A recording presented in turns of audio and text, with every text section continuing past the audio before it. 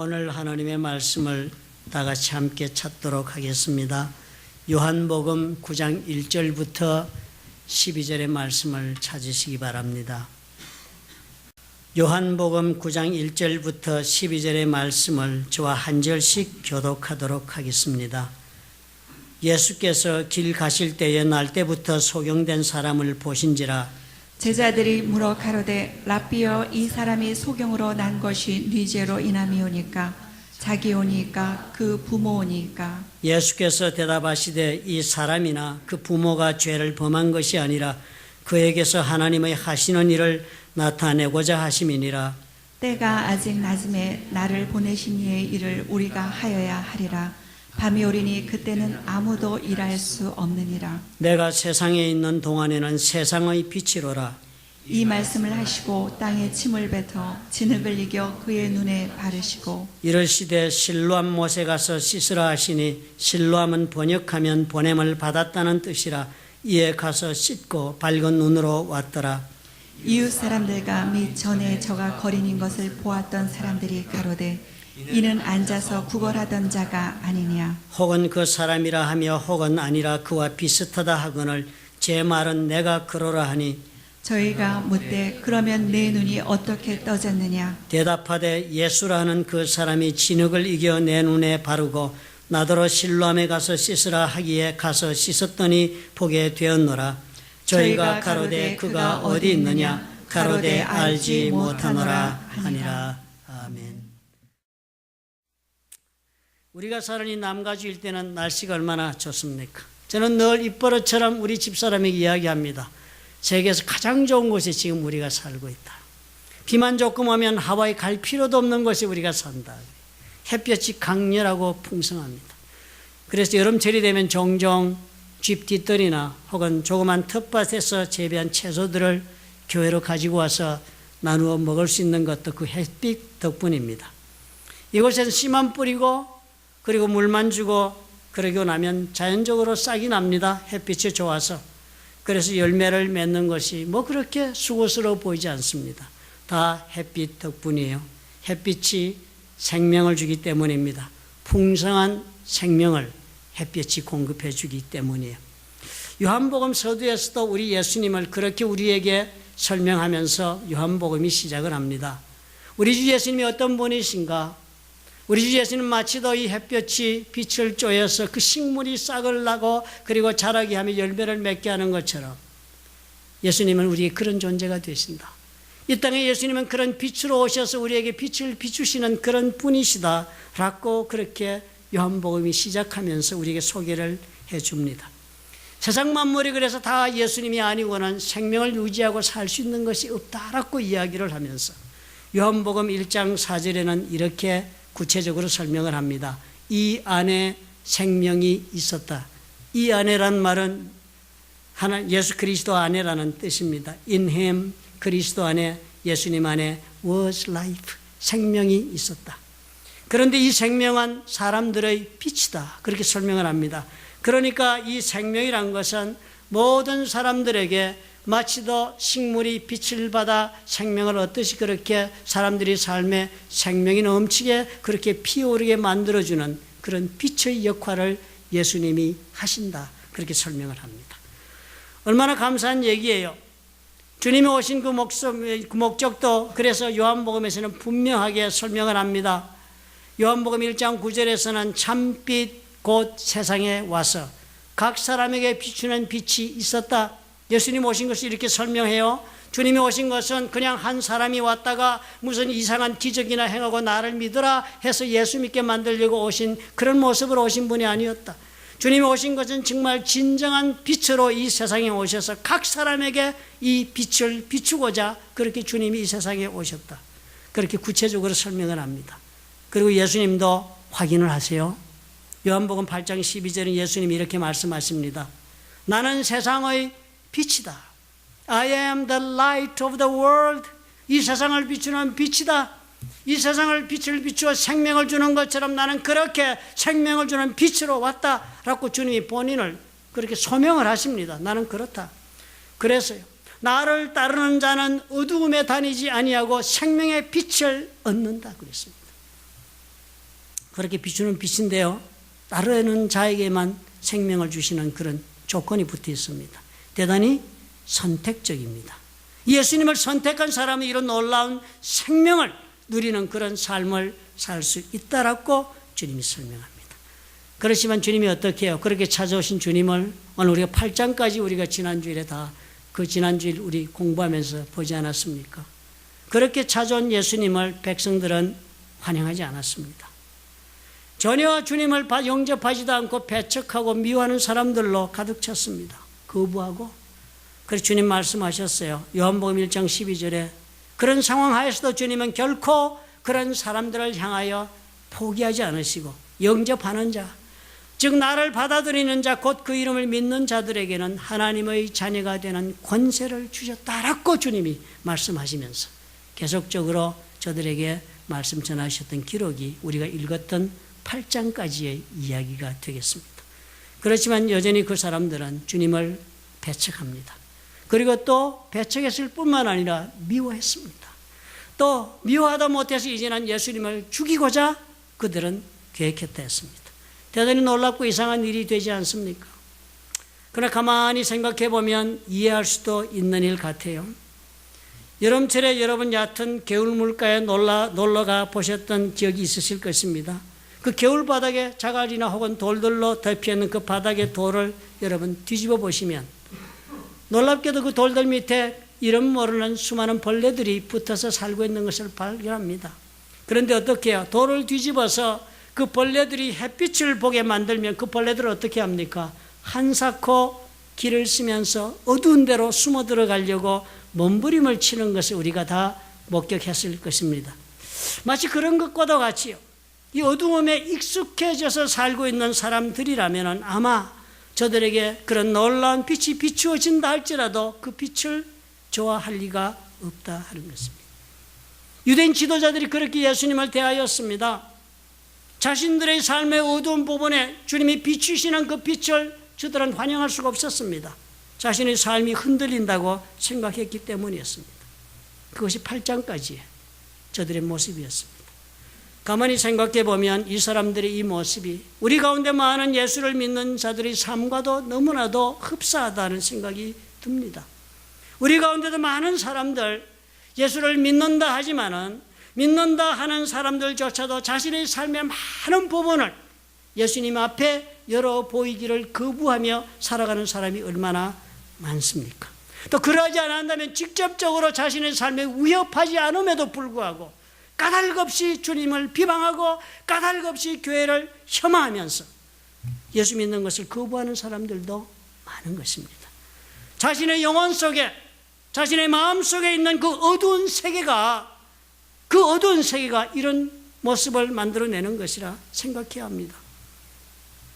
내 영혼 속에 어둠에 갇힌 부분은 없나? 그래서 나는 지금 자연스럽게 이렇게 살고 있다고 생각하고 있지만 실제는 어떻게 해요? 나의 어두운 삶의 세계 때문에 나는 예수를 믿으면서도 마땅히 예수께서 허락하시는 생명의 삶, 풍성한 생명이 있는 그런 놀라운 삶을 나는 지금 누리지 못하고 있는 것은 아닐까 물어보셔야 해요. 하나님의 말씀을 들을 때마다 내 마음속에 아멘과 기쁨으로 받아들이지 못한다 생각해 보셔야 해요. 아멘과 기쁨으로 받는 것이 정상입니다. 까닭없이 하나님의 말씀에 거부감을 느끼고 마음의 상처를 받고 그리고 그 미운 마음으로 반발심을 느끼고 계시는 분이 만약에 계신다면 그분은요 기도해 볼 필요가 있습니다. 빛은 생명을 주어 우리를 피어오르게도 하지만 또 우리를 한없이 어둠 속으로 계속해서 내 자신을 숨기며 도망하게 만드는 역할도 하기 때문입니다. 예수님 그렇게 해서 자신을 죽이려고 나오는 유대인들을 지나쳐서 성전을 나오셨습니다. 그리고는 성문 밖에서 길을 지나가시다가 날 때부터 소경된 사람을 지나치게 되었습니다. 이제까지는 자신을 미워하는 사람들 앞에서 자신을 숨기면서 나오신 예수님이었지만 이제는 이 눈먼 소경에게는 자신의 모습을 드러내면서 적극적으로 예수님이 접근해 가십니다. 참으로 오늘 우리가 읽은 날 때부터 이 소경된 사람이라는 이야기는 그래서 이제 8장까지 보여주었던 이런 복음의 이야기는 전혀 다른 새로운 이야기가 시작되고 있는 것을 우리가 발견할 수 있게 됩니다. 그 첫째가 우리 주님은 우리를 불러내신다 하는 것입니다. 주님은 우리를 직접 찾아오셔서 적극적으로 능동적으로 우리를 찾아오셔서 어둠에 살고 있는 이 사람을 능동적으로 찾아오셔서 불러내시는 것입니다. 그리고서는 빛의 세계로 들어오게 하십니다. 사실 인간적인 관점에서 우리가 관계 속에서 생각해 본다면 아무리 예수님이라 할지라도 자신이 전하는 말씀도 자신이 행하는 그런 은혜도 거부하는 사람들에게 더 이상 다가갈 필요가 무엇이 있겠습니까? 아마 그런 상대라면 더 이상 상대할 필요도 없이 참으로 그들이 죄 가운데 살도록 그냥 버려두고 말아야 하는 것도 정당성이 있는 선택이 될 것입니다. 그런데도 불구하고 우리 예수님은 어떻게 하셨습니까? 자신의 원수가 되는 사람들에게조차도 자신의 생각에 주님은 스스로가 사로잡히면서 전혀 방해받지 않는 모습으로 평안을 유지하면서 동일한 모습으로 이제까지 행하던 모든 일을 계속해 나갑니다. 당연히 죄된 사람 포기하고 돌아서도 좋을 것입니다. 그러나 예수님은 그런 인간적인 관점으로 사람들을 바라보지 않으셨습니다. 하나님의 관점을 가지고 하나님의 눈으로 인간을 바라보기 시작하시면서 그 길을 걸어갔습니다. 죄 없는 사람만을 선택하여 받아들이겠다는 대신에 주님은 이 구원의 자리로 사람들을 선택하여서 뽑아내어 부르시기 시작하는 이야기가 오늘 적혀 있는 것입니다. 마치 로마서 9장 15절의 말씀처럼 내가 긍휼히 여길 자를 긍휼히 여기고 불쌍히 여길 자를 불쌍히 여긴다 하신 그 말씀처럼 하나님은 스스로 선택하십니다. 스스로 우리를 불쌍히 여길 자를 발견하시고 불쌍히 여기시며 자비와 긍휼을 베푸시면서 우리를 부르시는 것입니다. 주님은 의외로 전혀 자신을 알아보지도 못하는 날 때부터 소경인 그 사람을 위해 스스로 멈추어 섰습니다. 그리고는 주님 제자들에게 말씀하셨어요. 내가 세상에 있는 동안에는 세상의 빛이다. 내가 이 땅에 지금 사역하고 이렇게 다니면서 영혼을 만나는 이 기간 동안은 내가 빛으로서 비출 수 있는 기간이다. 내가 있는 이 기간은 마치도 낮과 같은 것이다. 아직 낮이다. 나를 보내신 이의 일을 우리가 하여야 하리라. 밤이 오리니 그때는 아무도 할 수 없느니라. 그러니 낮 동안에 할 일을 하자. 주님이 빛을 비추시는 일을 계속하겠다고 제자들에게 그렇게 말씀하시면서 날 때부터인 소경인 사람에게 오늘 이야기를 보니까 이상한 일을 하십니다. 땅에 침을 뱉어 진흙을 이겨 그의 눈에 바르시고 말씀하시기를 실로암 못에 가서 씻으라. 그랬더니 가서 씻고 이 사람이 밝은 눈으로 돌아왔다 했습니다. 문자 그대로 어떻게 해요? 어둠 속에 살던 날 때부터 소경된 사람이 캄캄한 세상 속에 살던 사람에게 예수께서는 직접적으로 눈을 열어줘서 물리적인 빛을 보면서 밝은 세상을 살 수 있도록 그렇게 역사해 주신 것입니다. 성경을 여러분 읽어보시면서 가만히 관찰해 보시면 소경을 고치신 예수님의 이야기는 다른 복음서에도 여러 군데 나옵니다. 그 첫 번째 사건은 마태복음에 이렇게 나옵니다. 9장 27절에 눈먼 두 거리는 이야기가 나옵니다. 그 시작이 그렇게 돼요. 예수께서 회당장 야이로의 딸을 살리러 가서 그 집에서 그 딸을 살려낸 다음에 집을 나섭니다. 그래서 예수께서 거기서 떠날 때 두 소경이 따라오면서 소리를 지릅니다. 다윗의 자손이여 우리를 불쌍히 여기소서. 그래서 예수께서 집에 들어가는데도 그 소경들이 다가오면서 예수께 이르시되 불쌍히 여기달라고 소리를 지르시니까 주님이 물어보았습니다. 내가 능히 이 일 할 줄을 믿느냐? 소경들이 대답해요. 주여 그러하외다. 그래서 예수께서 저들 눈을 만지시면서 가라사대 너희 믿음대로 되라. 그래서 그 사람들이 예수를 믿는 그 믿음으로 주님을 찾아와서 눈을 치유받고 밝아졌습니다. 두 번째 사건이 마태복음 또 마가복음 누가복음 이렇게 공통적으로 적혀 있습니다. 여리고에서 일어난 사건입니다. 주님이 여리고성을 거쳐 지나가실 때 큰 무리가 예수님을 쫓고 있었습니다.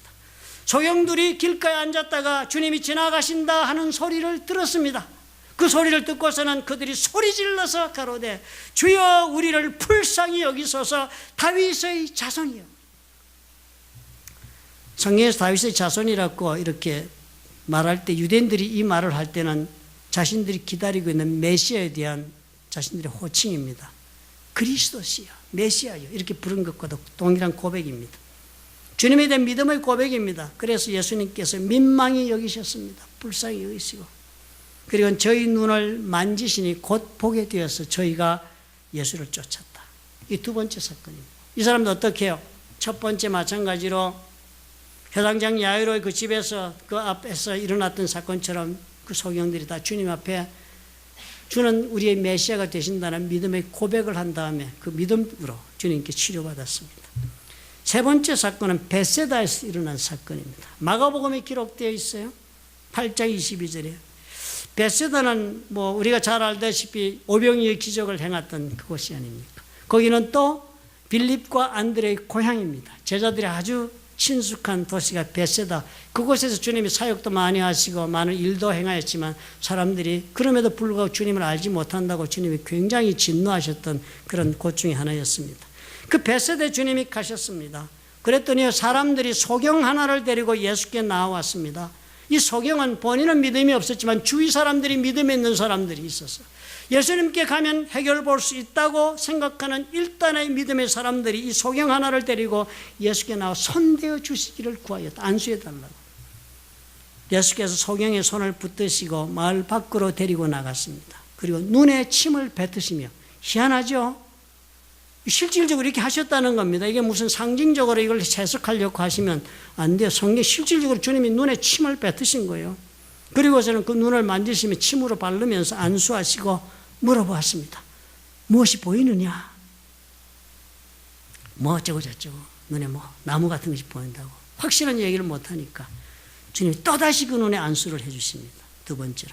그랬더니 제가 주목하여 보더니 나아서 만물을 밝히 보았다. 참 놀랍지요. 중요한 건 가만히 보니까 이 두 사람들 앞에 두 케이스는 믿음이 있어. 다윗의 자손이 그러니까 그냥 믿음으로 직행했는데 아마 이 사람들이 데려온 소경은 본인이 믿음이 없으니 이거 뭐 하는 건가? 그러니까 실질적으로 아마 이 사람이 예수님의 손으로 치유함을 받았다는 것을 확인시켜 주려고 아마 이런 침을 바르는 이런 일을 했던 것으로 여겨집니다.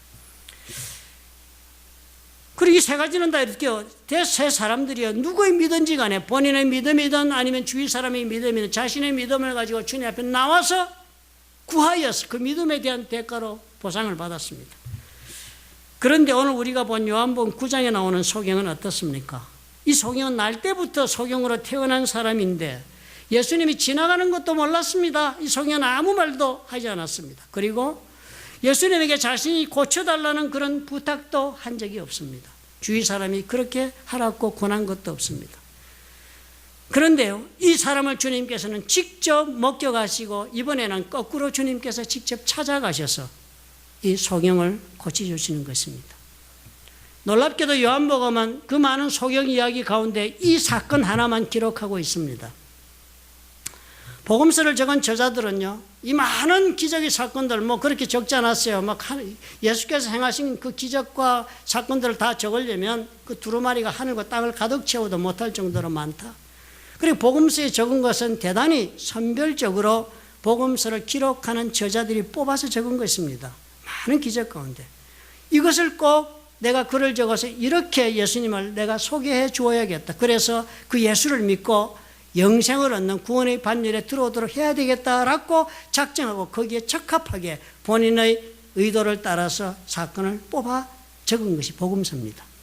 그러니까 마태, 마가, 누가복음에 나온 소경의 이야기를 선택한 저자들은 무엇을 적었습니까? 예수님은 과연 어떤 분이신가를 알려주기 위해 이 기적을 뽑아 적었습니다. 그러니까 다 이야기가 다윗의 자손이요, 그리고 또 믿음으로 주님이 고쳐주시는 이 이야기, 기적을 행하시는 분은 하나님이 아니시고는 할 수 없다라는 사건을 기록해서 예수님이 과연 누구신가를 보여주기 위해 이 선택을 한 사건들입니다. 그런데 요한복음은 어때요? 그렇지 않습니다. 전혀 다른 거요. 믿음을 가지고 나와서 예수가 누구신가를 발견한 사건이 아니라 이 사건은 주님께서 직접 절망 가운데 있는 전혀 소망이라고 없는 영혼을 찾아가서 눈에 빛을 보게 하는 길을 열어주었다라고 사건을 적었으니까 이건 예수님이 누구신가를 알려주기 위하여 요한이 적은 그런 사건이 아니었습니다.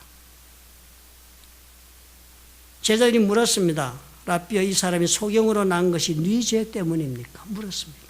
왜냐하면 그 당시 유대인들은 다 둘 중에 하나였습니다. 하나님 앞에 죄를 지었기 때문에 그 죄값을 치르기 위하여 그 죄값 때문에 심판을 받아서 병에 걸린다고 믿었습니다. 그래서 당연히 물었습니다. 날 때부터 소경이니까 날 때부터면 아마 부모 때문에 그랬을까 싶으니까 이 사람이 죄 때문에 그렇습니까? 아니면 부모의 죄 때문입니까? 라고 주님에게 물었습니다. 그들의 사고방식이 늘 그랬으니까요. 그래서 주님이 말씀하세요. 예수께 대답을 주시는데 이 사람이나 그 부모가 죄를 범한 것이 아니라 그에게서 하나님의 하시는 일을 나타내려 하심이니라. 이 사람이 장님이 된 것은 지금 이런 식으로 판단하지 말라. 죄 때문에 부모의 죄 혹은 그 자신의 죄 때문에 죄를 범한 것이 아니다. 그리고 이 두 사람이 다 그럼 죄가 없다는 얘기는 아니잖아요. 죄 없는 인간이 어디 있습니까? 다 죄 짓고 사는 그런 사람이지만은 그렇게 죄를 지어서 이렇게 되었다는 관점에서 이 사람들을 바라보지 말아라. 이 사람은 예수께서 이 사람에게 기적을 행하시는 사건은 하나님께서 하시는 일을 알려주기 위해 사람들에게 보여주려고 지금 이 자리가 마련되었다라고 주님이 말씀하신 거예요. 그러니까 이 사건은 무슨 사건입니까? 예수님이 누구신가를 알게 해주는 사건으로 사도 요한이 선택하여 기록한 사건이 아닙니다. 이 사건은 하나님께서 절망 가운데 있는 영혼들에게 어떻게 역사하시는가를 보여주기 위하여 각별히 생각하여 뽑은 기적 사건입니다. 그럼 우리는 이 사건을 그렇게 이해를 해야죠. 예수님께 말씀하시는 게 뭐예요? 완전히 길을 잃은 사람들, 어두움 속에 평생을 살아야 할 완전한 소망 가운데 소망이 없이 떨어진 사람, 본인의 죄로 소경이 되었든지 부모의 죄로 이 자리에 빠졌든지 그것이 문제가 될 것이 없다. 이 절대 헤어나올 수 없는 절망의 감옥에 갇힌 사람들에게 하나님은 어떻게 역사하시는지를 보여주고 싶다. 주님이 말씀하신 것입니다. 그런데 어떻게 하신다? 그 하나님이요, 찾아오신다는 거예요. 찾아오신다는 거예요. 그리고 아무 조건도 달지 않으시고 주님은 찾아오셔서 그 죄 가운데 어두움 가운데 살도록 버려두지 않으시고 그 영혼을 빛을 비추어서 새로운 생명으로 살게 하시는 것이 하나님의 우리를 향하신 목적이다. 이것을 가르쳐주고 있다. 강변하는 것입니다. 오늘 우리가 이것을 보아야 합니다. 우리 하나님은 은혜의 하나님이세요. 물론 조건 없이 저와 여러분을 건지시기를 원하시는 하나님을 알고 주님 앞에 살아가기를 원하십니다. 우리가 이런 하나님을 안다면 이제는 주님의 부르심에 두려움을 버리고 밝은 빛으로 비춰주어서 생명을 주고자 하시는 그 말씀 앞에 우리가 내 자신을 열 수 있는 용기를 가져야죠. 왜 어둠에 사는 벌레들이 빛을 비출 때마다도 어둠 속으로 도망가듯이 우리가 주님의 말씀과 주님의 성령의 감동하심 앞에서 우리는 그렇게 행하고 있습니까? 두렵기 때문에. 우리 그렇게 사는 거예요. 내 속에 죄된 것이 있어서 그 죄로 인한 내 어둠의 그 세계 때문에 나는 하나님을 두려워 피하고 그리고 나를 부르시는 그 예수님의 음성도 거부하기 시작하는 것입니다.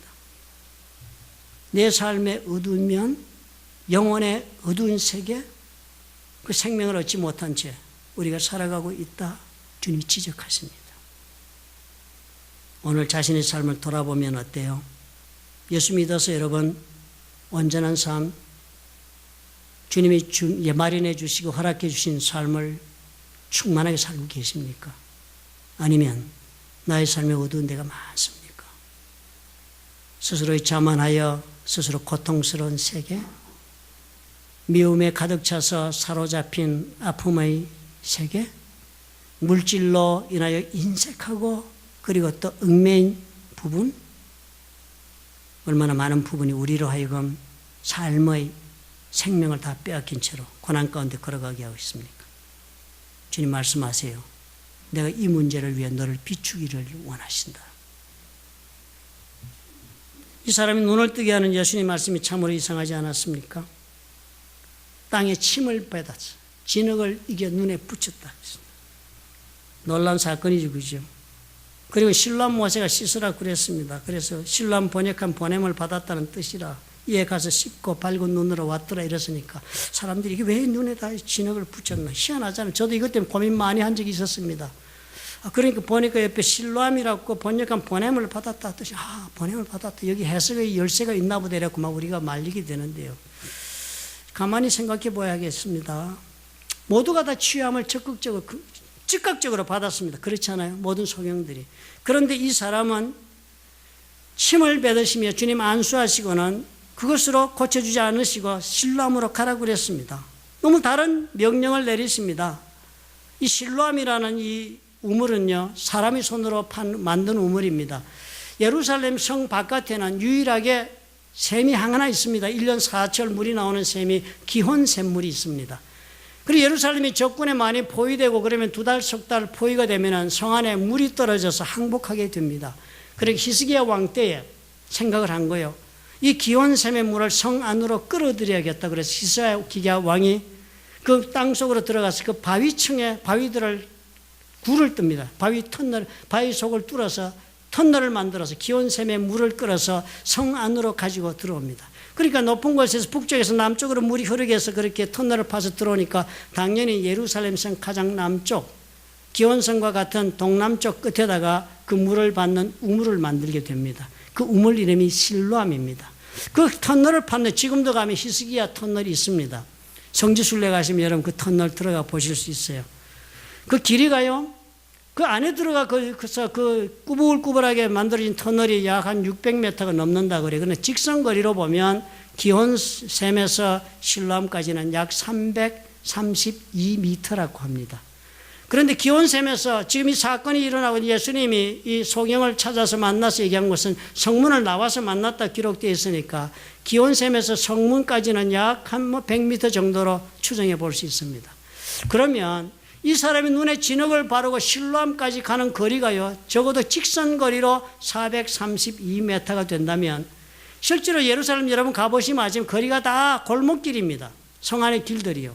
거진 골목길 수준의 양쪽으로는 가게들이 꽉 들어차 있고 그 길은 북쪽에서 남쪽으로 내려가면서 경사가 지니까 사람들이 걷도록 하기 위해 층계가 대단히 많습니다. 그런 길이요. 그래서 적어도 500m 이상을 이 사람은 눈에 진흙을 붙이고 주님의 명령을 따라서 그곳에서 성문에서부터 걸어서 실로암 그 샘물까지 가야 했던 것입니다. 이게 구체적 사건이라는 여러분 이해하셔야 돼요. 믿으셔야 해요. 대단히 놀라운 사건 아닙니까? 주님이 언제 사람을 병을 고치거나 눈을 뜨게 하면서 이렇게까지 구창케 만드신 적이 언제 있었습니까? 사람이요, 아무 장님이 길도 제대로 못 걷는 사람이 좁은 골목길에 층계도 많은 데를 더듬거리면서 그 먼 거리를 500m를 넘는 길을 내려가야 하는데 그것도 눈에 진흙을 붙이고 그 길을 걸어 나간다는 것은 어쩌면 놀라운 코미디가 아닙니까? 얼마나 사람들이 웃었겠어요. 그거 왜 그래? 너 지금 뭐 하는 거야? 뭐 복잡하게 설명을 할 수 있습니까? 그러나 본인은 어떻게 해요? 그런 모든 세상의 조소와 그리고 또 그런 참 비웃음거리가 되는 것뿐만 아니라 본인이 얼마나 자신에 대한 그런 모멸감도 느꼈겠습니까? 이렇게까지 해서라도 살아야 할까 하는 생각도 들었을지 몰라요. 그런데 그 사람은 어떻게 했습니까? 그런데 끝까지 실로암 연못까지 갔습니다. 예수님 말씀을 믿었으니까요. 실로암 물이 무슨 효과가 있습니까? 진흙에 무슨 효염이 있어서 눈이 열렸습니까? 아니지요. 예수 그리스도의 말씀을 믿은 그 믿음이 이 사람의 눈을 열어준 것입니다. 마치도 아람 장군 나아만, 문둥병 환자 나아만과도 같은 것입니다. 나아만이 문둥병 걸렸을 때 엘리사 선지자를 이스라엘 찾아왔습니다. 병을 고쳐달라고. 그랬는데 엘리사가 문도 열어보지 않고 안에서 사인을 시켜 여기서 요단강 물에 가서 7번 몸을 씻으라. 그랬더니 나아만 장군이 대노했습니다. 펄펄 뛰었습니다. 요단강 물과 씻어가지고 나을 문둥병이라면 우리 동네는 물이 더 맑은 강이 많다. 바라바 강도. 요단강 물보다 훨씬 좋은 강이 있다. 그 사람 막 그렇게 화를 내고 가려고 그랬습니다. 종들이 말렸지요. 그거 하나 못하겠습니까? 죽을 일이라면 딴 것도 하겠는데, 더한 일도 하겠는데 요단강 물에 씻으라고 하는데 그거 하나 못하겠습니까? 그래서 가서 씻어서 나왔습니다. 무엇을 뜻합니까? 요단강 물이 효험이 있습니까? 아니요. 그 말씀에 순종하는 믿음이 병을 낫게 한 것을 뜻하지 않습니까? 예수께서 이 진흙을 붙여주면 실로암에 가서 씻으면 너는 눈을 보게 된다 하니까 그 말씀을, 그 이상한 말씀을 이 속에 그대로 받아들이고 믿고서 실로암까지 걸었습니다. 그 길은 무슨 길이었어요? 믿음의 행진의 길이었습니다. 놀라운 길을 걸어간 것입니다. 이 사람은 누가 뭐라든지 간에 자신은 믿음에 서서 굳건히 굳건히 주님의 말씀을 따라 신랑까지 걸었으니까 이 장님은 믿음의 행진을 한 것입니다. 남들은 어떻게 보았을지라도. 우리 주님, 우리 모두에게도 이런 요구가 있다는 것을 여러분 기억하시기 바랍니다. 주님의 은혜로 우리는 택함을 받아 구원을 받았습니다. 우리는 그렇게 해서 구원의 대열에 서서 하나님 앞에 주님이 예비하신 구원받은 자에게 주시는 놀라운 은혜와 생명을 누리며 살 수 있도록 허락받은 존재입니다.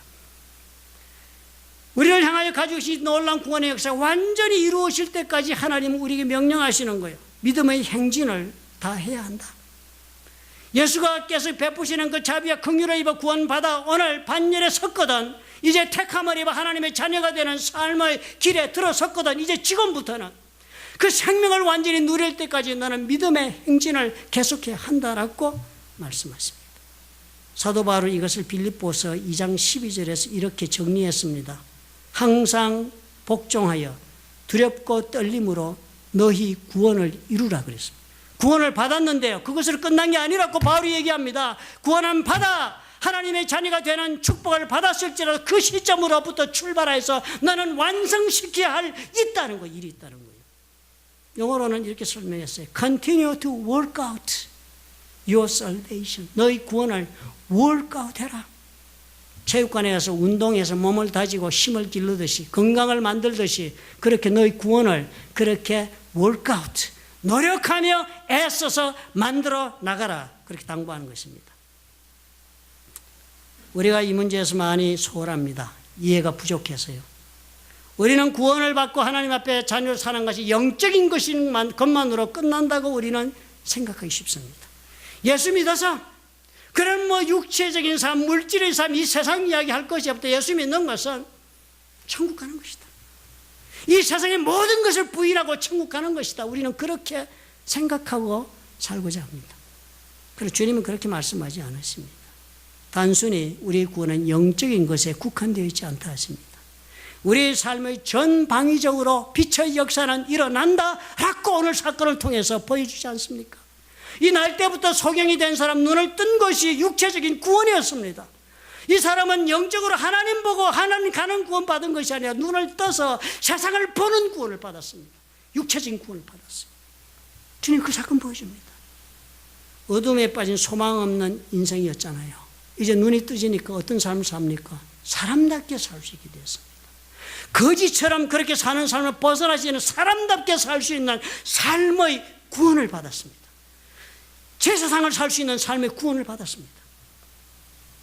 충만한 삶을 이제는 노력하여 누릴 수 있는 기회를 받았습니다.